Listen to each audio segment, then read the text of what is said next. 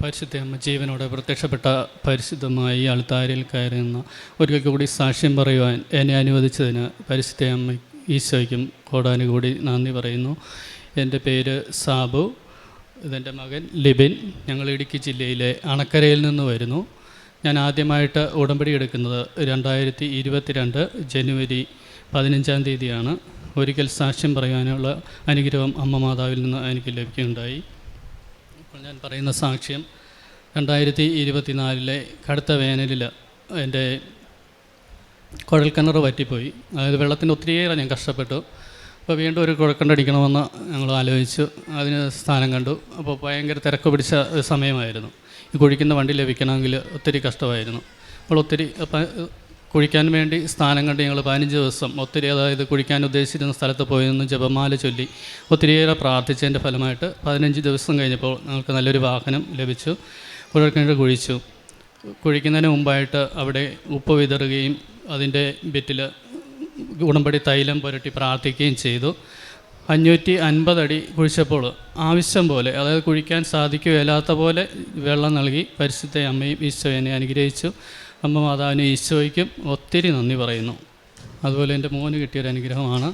മോന് ചെറുപ്പം മുതലേ ഒരു കണ്ണിന് കാഴ്ചക്കുറവ്, അതായത് 30% മുകളിൽ അവന് കാഴ്ച കുറവുണ്ടായിരുന്നു. അപ്പോൾ ആദ്യം മുതലേ അതിന് എക്സസൈസും അങ്ങനെ ഒത്തിരി കാര്യങ്ങൾ ഞങ്ങൾ ചെയ്തു വരുന്നുണ്ടായിരുന്നു.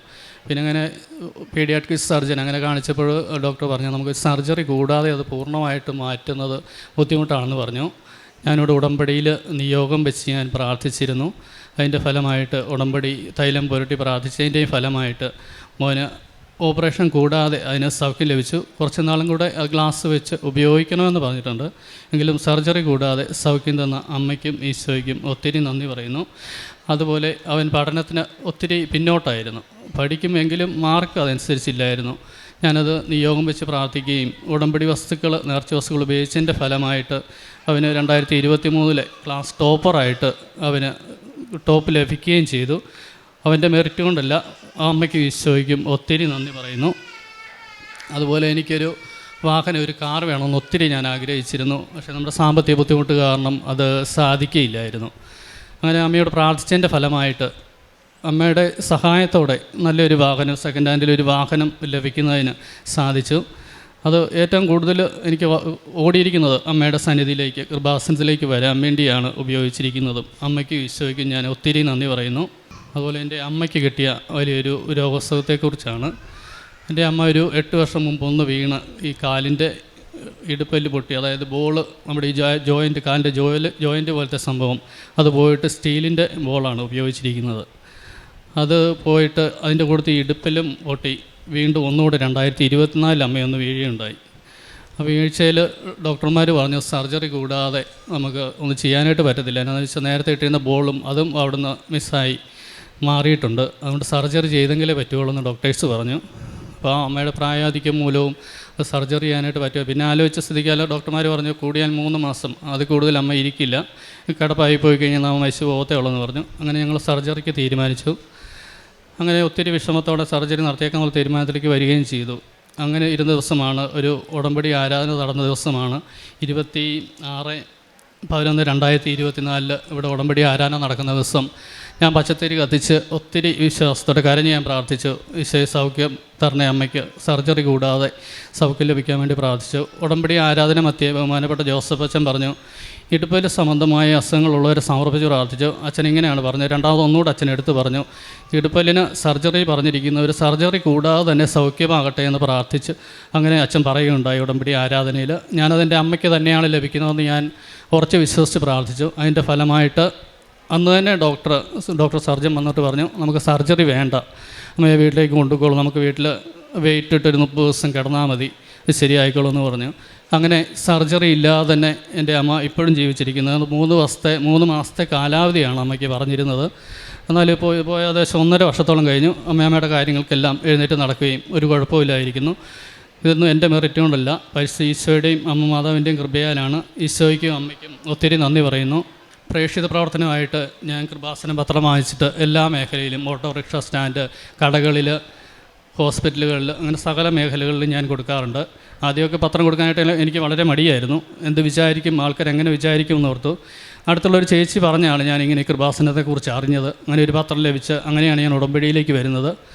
അങ്ങനെ ഉടമ്പടി പത്രം ഞാൻ വിതരണം ചെയ്യുന്നു. കാരുണ്യ പ്രവൃത്തിയായിട്ട് ഓർഫണേജുകൾ എൻ്റെ അടുത്ത് തന്നെ ഏതാണ്ട് 2-3 ഓർഫണേജുകൾ കുട്ടികളുടെയും അമ്മമാരുടെയും തന്നെയുള്ളതും അമ്മമാരും അപ്പച്ചമാരും ഉള്ളതും അവിടെ എല്ലാം സന്ദർശിക്കുകയും അവർക്ക് വേണ്ട സഹായം വസ്ത്രമായിട്ടും ഭക്ഷണ സാധനങ്ങളായിട്ടും പണമായിട്ടും ഒക്കെ ഞാൻ ചെയ്യാറുണ്ട്. വ്യക്തിപരമായിട്ടുള്ള മാർത്തങ്ങൾ ശരിക്കും പറഞ്ഞാൽ ഒരു ഞായറാഴ്ച ക്രിസ്ത്യാനിയായിരുന്നു. അവിടെ ദിവസങ്ങളിൽ സമയം ഉണ്ടെങ്കിൽ പോലും വിശുദ്ധ കുർബാനയ്ക്ക് പോകുമോ അങ്ങനെയൊന്നും ഇല്ലായിരുന്നു. ഇപ്പോൾ ഞാൻ ഉടമ്പടി എടുത്തതിന് ശേഷം എല്ലാ 2 ആഴ്ച കൂടുമ്പോഴും സംസാരിക്കുന്നതിനും വിശുദ്ധ കുർബാന മുടങ്ങാതെ എല്ലാ ദിവസങ്ങളിലും പങ്കെടുക്കുന്നതിനുമുള്ള കൃപ എനിക്ക് ലഭിച്ചു. അതുപോലെ ജപമാല ചൊല്ലി പ്രാർത്ഥിക്കുന്നതിനും കുടുംബത്തിൽ ഒത്തിരി സമാധാനം ലഭിക്കുകയും അങ്ങനെ ഒത്തിരി അനുഗ്രഹിച്ച് ദൈവം എൻ്റെ മരണം വരെ ഈ ഉടമ്പടി നിബന്ധനകൾ പാലിച്ചുകൊണ്ട് ജീവിക്കുവാൻ ഞാൻ ആഗ്രഹിക്കുന്നു.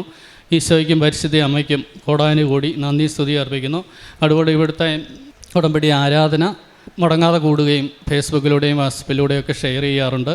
അതുപോലെ അച്ഛൻ്റെ 5:30-ക്കുള്ള ഡെയിലി ബ്രെഡ് സാക്ഷ്യങ്ങൾ എല്ലാം കൃത്യമായി പങ്കെടുക്കുകയും ഷെയർ ചെയ്യുകയും ചെയ്യുന്നുണ്ട്. ഈശോയ്ക്കും അമ്മയ്ക്കും കോടാനുകൂടി നന്ദി സ്തുതിയും അർപ്പിക്കുന്നു. അവിടുന്ന് അരുൾ ചെയ്തു, എൻ്റെ മഹത്വം നിൻ്റെ മുൻപിലൂടെ കടന്നു പോകും. കർത്താവ് എന്ന എൻ്റെ നാമം നിൻ്റെ മുൻപിൽ ഞാൻ പ്രഖ്യാപിക്കുകയും ചെയ്യും. എനിക്കിഷ്ടമുള്ളവനിൽ ഞാൻ പ്രസാദിക്കും. എനിക്കിഷ്ടമുള്ളവരോട് ഞാൻ കരുണ കാണിക്കും. പുറപ്പാടിൻ്റെ പുസ്തകം 33-ാം അധ്യായം 19-ാം വചനമാണ്. കൃപ ഒഴുകുന്ന വഴി എന്ന് പറയുന്നത് ദൈവത്തിന് ഇഷ്ടമുള്ളവരോടാണ്. ദൈവത്തെ ഇഷ്ടപ്പെടുത്തിയെടുക്കാനുള്ള ഒരു മാർഗമാണ് നമ്മുടെ ഉടമ്പടി ജീവിതം. ഉടമ്പടി നമ്മെ എങ്ങനെയാണ് നമ്മളെ തന്നെ ദൈവത്തിന് ഇഷ്ടപ്പെടുത്തി എടുക്കാം എന്നാണ് നമ്മളെ പഠിപ്പിക്കുന്നത്. കാനായിലെ വിവാഹ വിരുന്നിൽ അവർക്ക് വീഞ്ഞില്ല എന്ന് പറഞ്ഞപ്പോൾ പരിശുദ്ധ അമ്മ അവരോട് പറഞ്ഞത് അവൻ പറയുന്നത് ചെയ്യുക എന്നതാണ്. ഉടമ്പടി മക്കളോട് ഓരോരുത്തരോടും പരിശുദ്ധ അമ്മ അത് തന്നെയാണ് പറയുന്നത്. അവൻ പറയുന്നത് ചെയ്യുക എന്നാണ്. അവൻ പറയുന്നത് ചെയ്യുമ്പോൾ വചനമനുസരിച്ച് നമ്മൾ ഉടമ്പടി ജീവിതം വിശ്വസ്തയോടെ ജീവിക്കുമ്പോഴാണ് ഈശോയുടെയും അമ്മയുടെയും അനുഗ്രഹം, കൃപ നമ്മുടെ ജീവിതത്തിലേക്ക് ഒഴുകി വരുന്നത്. സാബു വർഗീസ് എന്ന സഹോദരൻ്റെ സാക്ഷ്യവും അതുതന്നെയാണ് നമുക്ക് വെളിപ്പെടുത്തി തരുന്നത്. അവനിൽ വിശ്വസിക്കുന്ന ഒരുവൻ ലജ്ജിക്കേണ്ടി വരികയില്ല എന്നാണ് വിശുദ്ധ ഗ്രന്ഥത്തിൽ പറയുന്നത്. റോമക്കാർക്ക് എഴുതിയ ലേഖനം 10-ാം അധ്യായം 11-ാം വചനം പറയുന്നത്. വിശ്വസിക്കുന്ന നാം ഓരോരുത്തരും, ഉടമ്പടിയിലായിരിക്കുന്ന നമ്മൾ ഓരോരുത്തർക്കും ഭയപ്പെടേണ്ട ആവശ്യമില്ല. കൂടെ നടക്കുന്ന ഒരു ദൈവമാണ് കൂടെയുള്ളത്. കരുണയുള്ള ദൈവം, കൃപയുടെ ദൈവമാണ്. മനുഷ്യന് അസാധ്യമായത് ദൈവത്തിന് സാധ്യമാക്കി തരുന്ന ദൈവമാണ് കൂടെയുള്ളത്.